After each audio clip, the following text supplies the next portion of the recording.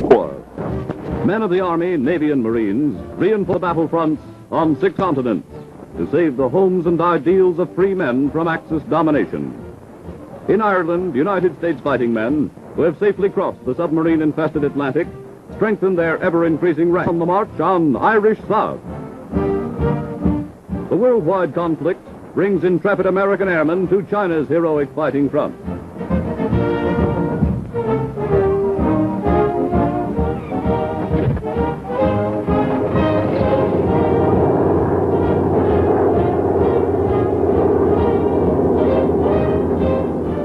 General Chennault, United States Air Force chief in China, flies with his brave command to strike effective blows at the invading Japs. Later, with Colonel Scott, he observes his men in action. 10,000 miles from home, men and supplies pour in through India, the last doorway to China. Cheerful yet determined, welcome strangers in a strange land.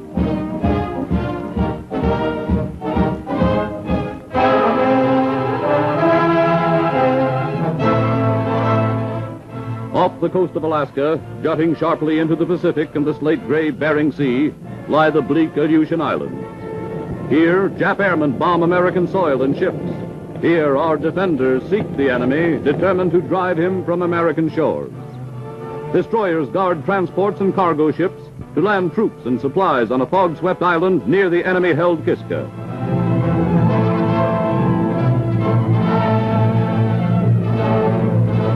Men, stores, and ammunition pour in for the Battle of the Aleutians, a battle that Americans must win.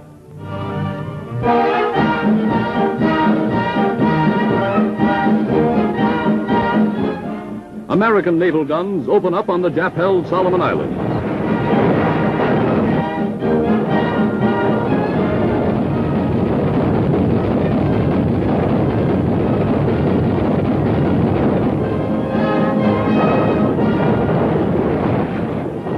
At Guadalcanal, United States Marines in a swift, surprise invasion add new glories to the fighting career of their illustrious corps. The retreating Japs attempt to destroy their newly completed air base. It is quickly captured by the Leathernecks and renamed Henderson Field. The Marines, later reinforced by Army troops, battle fiercely to hold their ground.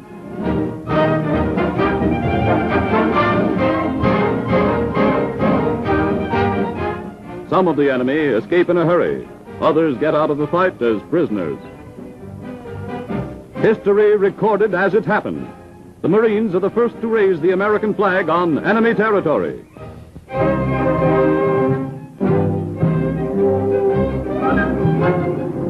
Seeking out and blasting Hitler's U-boats is the rough, tough job of naval aviators and men of the Coast Guard.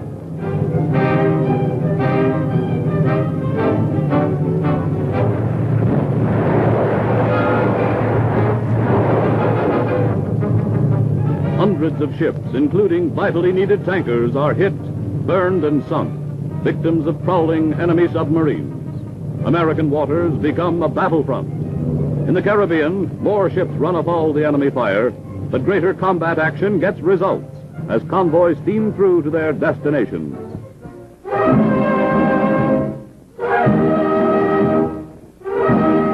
Russia meets the grim test.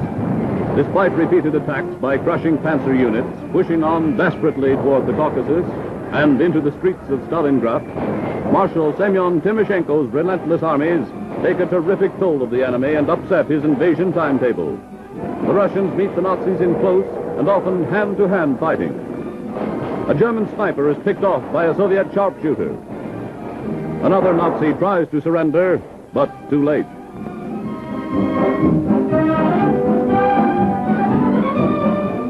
Britain's Prime Minister flies to Moscow. Eyes and ears the world over are focused on a conference of historic importance. Churchill meets Stalin behind the walled fortress of the Kremlin.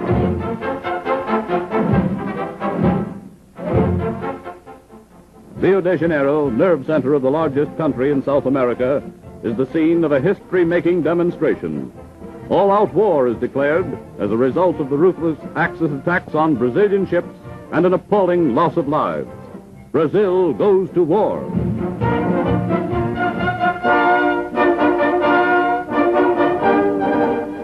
Silk-like mists blanket a lifeless channel as a strong force of fearless Canadians, accompanied by British, American, and Free French, breathlessly await daybreak in the grim job ahead. The job of invading the German-held French coast. Dieppe is their battle objective, and the hardy Canadians and their allies have been training for months for the dangerous hour and task.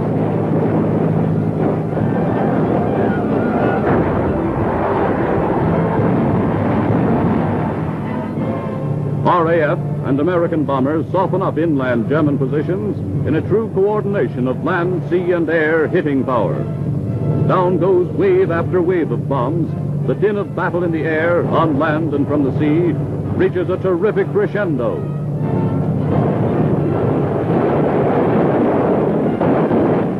For 9 hours, the Canadians battled fiercely on Nazi-held and fortified soil. They leave the coast of France in flames. Their objective obtained, these battle-scarred heroes disembark for a well-earned rest.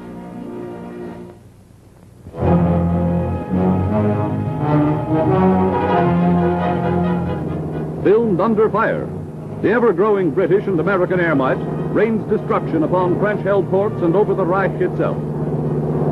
United Nations flyers maintain daylight raids with constantly increasing frequency.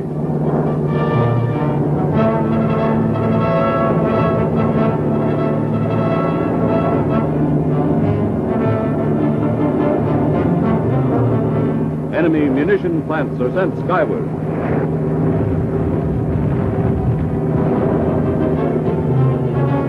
Dock installations and rail centers are hit again and again. Air prelude to the Allied Second Front to come.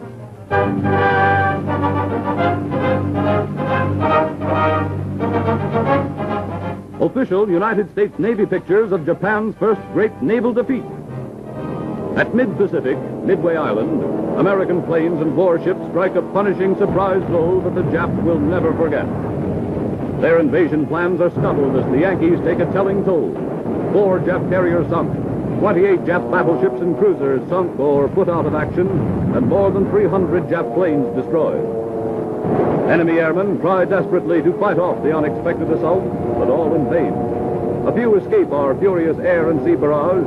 Most of them are destroyed. 6 months after Pearl Harbor, and for 3 hot, sunlit days, the Battle of Midway rages. Here, a Jap surprise invasion meets with a counter-surprise by American forces. The concussion of bursting bombs is deafening as Jap planes drop their eggs of destruction, only to be met by a hail of hot steel. Steel made in the USA to destroy Japs. Heroic Marine gunners stick to their posts and let the enemy have it. Jap planes fall by the hundreds, fall like blazing torches. Flames consume the wreckage of other planes that fail to get through. The Red Cross heroically cares for the scorched and wounded. Midway's oil tanks explode, sending forth a curtain of dense smoke that casts a deep shadow over the battleground below.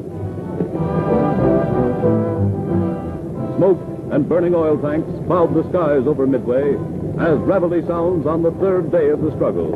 Amidst this scene of destruction and bravery, the Marines proudly raise the emblem of freedom, the flag of victory. Midway was ready. A momentous victory is won.